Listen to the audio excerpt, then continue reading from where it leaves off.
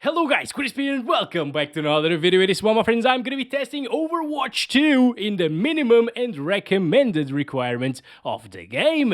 Now, get ready, my friends, because in the upcoming few days, I will be posting a lot of Overwatch 2 videos, testing a bunch of GPUs. Let me know which ones you want me to test next in the comments down below, by the way. But today, let's get to the requirements of the game, shall we? So, for the minimum requirements, I got the Intel Core i3-2120. It only asks for an Intel Core i3 or an AMD Phenom X3-8650. I'm not sure why they specify the AMD processor here and not the Intel one, but hey, I got a second gen i3, pretty low-end stuff, more than 10 years old at this point. For the RAM, it asks for 6 GB of it, and that's exactly what we have here, DDR3 1333 MHz. And for the minimum requirements GPU, it asks for an Nvidia GeForce GTX 600 series, which is really weird. It can go from a GTX 645 all the way up to a GTX 680, and that's a huge difference in performance, or an HD 7000 series GPU. There's an even bigger difference between like an HD 7450, for example, which is not meant for gaming whatsoever,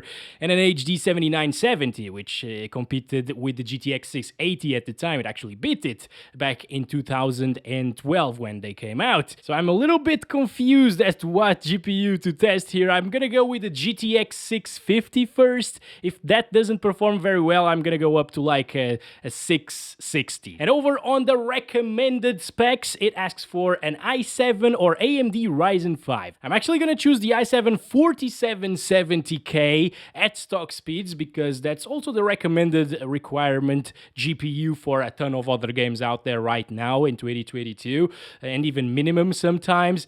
And it's fairly close in performance to the slowest Ryzen 5, which is the 1400. When you overclock the 1400, it actually gets really close to the 4770K. Moving on, for the RAM, it asks for 8 GB. We got it here in dual channel. It's 1600 MHz, normal DDR3 stuff. And finally, for the recommended graphics cards, it's another weird thing. It asks for a GTX 1060 or GTX 1650. Well, I guess 1063 GB is somewhat close in performance to the 1650, so that's okay. As well as the RX 6400, that's also pretty similar to the 1650, so again, that's all right.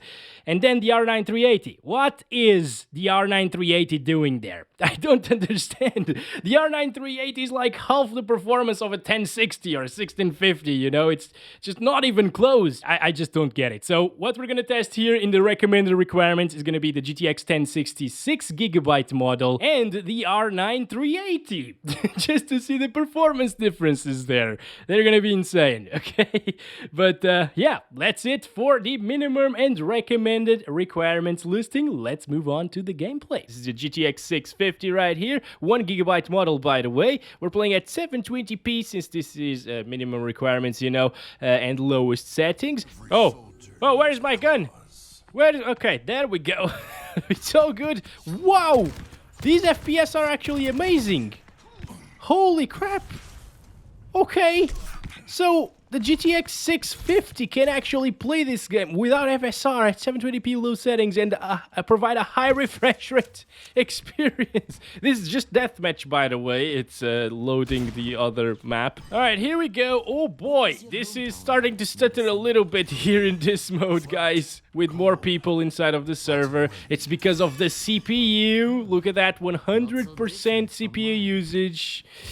So maybe a more recent i3 is what they ask for in the minimum requirements? I don't know. It's just kind of dumb that they don't specify it. But I guess if we actually lock the FPS, it will lower CPU utilization, and it should be a little bit better. So we're definitely gonna try that out. Jesus Christ, we're starting off really well. I kind of suck in Overwatch, by the way. This is Digimoon's game. You know what, guys? It stutters a lot here. I don't think this is a very enjoyable experience. It is playable, don't get me wrong, especially using those heroes where you don't really need very precise aim, you know. But I was expecting it to not stutter as much, because it can be quite inconsistent, as you can see. The 1% lows reflect that pretty well, of course. Jesus Christ, okay. Everything is fine. Let's go, people. Let's go. Oh my gosh, I should probably use one of those heroes that don't need a ton of...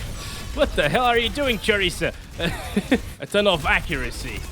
Because I am not accurate whatsoever today, but I just woke up, so I have my excuse, you know. Chorizo doesn't die. She has infinite health in this mode. Actually, nobody dies almost. I feel ashamed that I already died. I can only kill the turret, and that's about it.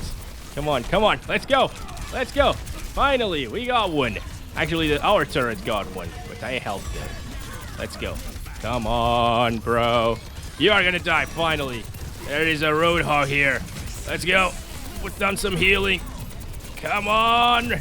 Just die already. I just remembered the guy has infinite health, basically, because he can be healing himself pretty much every time. Come on. Nice. Finally. Where are they now? Ooh, tons of stutter.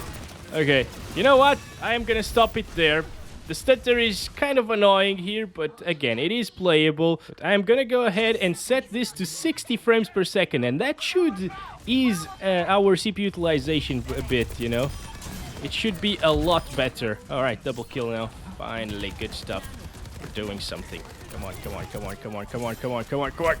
Just die! Oh boy! No, I'm not gonna die here. Alright, we got this. Good stuff. Alright, see those 1% lows, guys? Much better. Not stuttering anymore. So I guess the minimum requirements are actually accurate after all. You just need to lock the FPS. Not really. It's starting to stutter a lot more again. Oh boy. Well, 30 FPS is probably the way if you want to lock the frames and not have stutter then, because it still drops into the 40s. You gotta lock it to... Wait a second. Come on. Just die!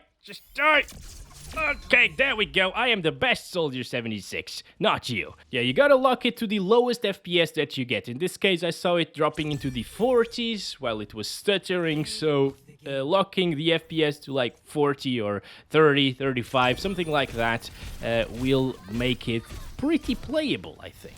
So, quite a decent surprise, actually. I didn't think the 650 would do too well here in this one. And now for the recommended requirements, we're playing at 1080p resolution using the Ultra settings preset. It actually defaulted to Ultra, so I'm gonna test it like this. If it doesn't perform very well, I will lower it down to like high or medium, but I think it will perform pretty well on Ultra. I did disable FSR 1.0, by the way, so we're playing at native resolution at the moment. So let's play Total Mayhem again. Damn, guys, look at the FPS that we're getting here. It's 5v5, Total Mayhem mode again. Wow, that's insane. Okay, recommended requirements are very generous, and the minimum requirements are a little bit inaccurate if you count like older i3s than what we tested, you know, but yeah, this is pretty damn good. Wow. Also, I believe a second Gen i7 should be very capable of getting a good FPS here. Oh boy. Okay, because the CPU usage is not maxed out whatsoever, you know? So all you need is a quad-core with 8 threads, and it's gonna run pretty well, never maxing out the CPU here, which is great. Let's put down our health. Come on. Ah, damn it. Okay. This is really nice. Also, guys, if you're wondering, the GTX 1650 should also get pretty good results, but it is a little bit slower than the GTX 1060, like 20% or something like that. So you're gonna get like 100 FPS average or something like that, I guess, which is still awesome, obviously. Come on. Oh, damn it. Okay, we should actually enable Nvidia Reflex so we get less input lag, as I can feel a little bit of input lag because of the 99% utilization on the GPU. Whenever it's at 99%, the input lag will be there.